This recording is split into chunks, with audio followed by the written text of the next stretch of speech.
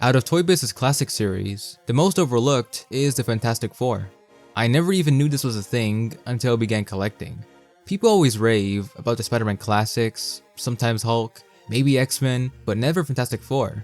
Despite these depictions meant to be based on their 616 counterparts, they're in their Ultimate suits. I'm nostalgic for these designs, as they were always plastered everywhere throughout this era, Ultimate Universe or not. In elementary school, my library had the Marvel Age Fantastic Four books that collected issues from their Marvel Adventure series, in which they were also in their Ultimate suits.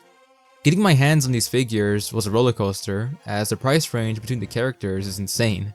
Invisible Woman is by far the most expensive, as her prices hover within $100 in and out of the package. She has an invisible variant that may as well be legitimately invisible because good luck finding this. The rest of the family was less of a hassle, particularly Mr. Fantastic, the cheapest figure to get in and out of the package. I could easily find one still mint, leading me straight to the unboxing.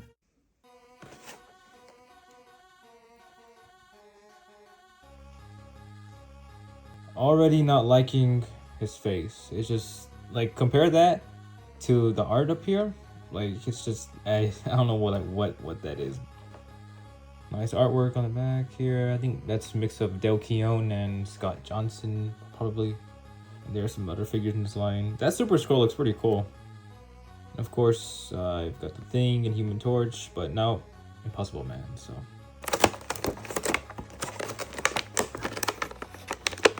And let's see this real quick.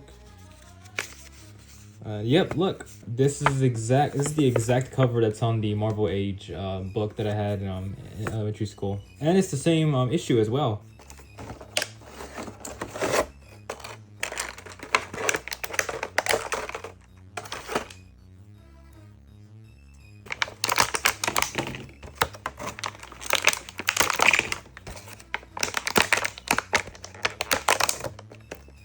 Mr. Fantastic is included with two blasters. Only one of them shoots a projectile, while the other is just for show.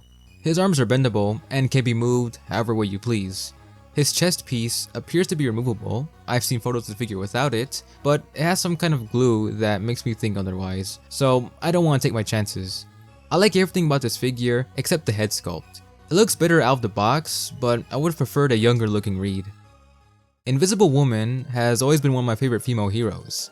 Alongside her invisible variant, this is the most expensive figure of the whole series, and I'm not sure why. If I had to guess, it's likely because this is one of the few Ultimate inspired figures for Invisible Woman, and the sculpt all around is pretty good. Makes up for the lack of articulation, but let's be honest, that's the least of anyone's concerns when picking up a figure from a classics line. She was originally included with Force Missile Blasters. You could attach the blaster onto her arm and shoot out a projectile, while on the other you could attach a force field. Her stance makes her difficult to stand, and I'm sure her legs have warped a bit through the years, making it even harder, but it's possible. Everything down from the design to the paint is awesome, no complaints at all. Her head sculpt is definitely better than Reed's. Human Torch has two figures from this series. The first one is in flame mode, including Impossible Man and some fire projectiles, while the second is regular Johnny with the ability to add transforming flame-on effects. This is the most posable out of the four, so you won't have any trouble getting nice shots out of him. I love seeing Human Torch figures. The clear bright orange looks great, and I always appreciate all the suit details still being added. I don't have much else to say. Human Torch figures are hard to mess up. Now for my favorite member, Ben Grimm, aka The Thing. Like Human Torch, he has two figures from the series. The first one is the Thunder Launch Thing, which is the one I have.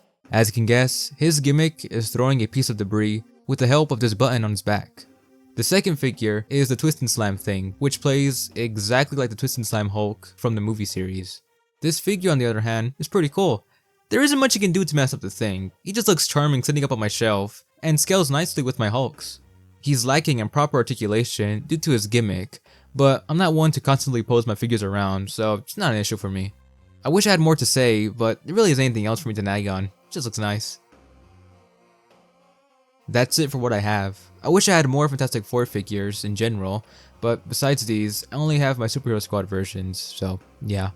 I am glad the Fantastic Four are making a comeback and getting the respect they finally deserve.